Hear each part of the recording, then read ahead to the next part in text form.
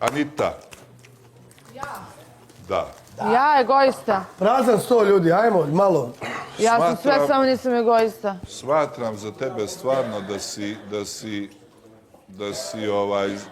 egoistična osoba ili ti osoba koja je prepuna samopouzdanja ili ti neko ko smatra za sebe da je veliko ludilo. Šta sam? Da si veliko ludilo, da si Bogom dana, Jesam. da si nešto bitna, da si neki faktor, iskreno da ti kažem. Ali dobro, imaš pravo da misliš, ipak si pobedila u realitiju i u realitiju nije lako ni pobediti.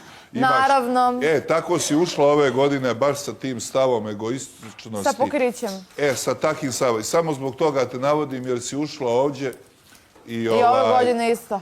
A? I ove godine isto. Šta ove godine? Izlazim kao pobednica. Pa ti, druže, ako izađeš ove godine kao pobednica, ja se selim u Afganistan. To ste pričali.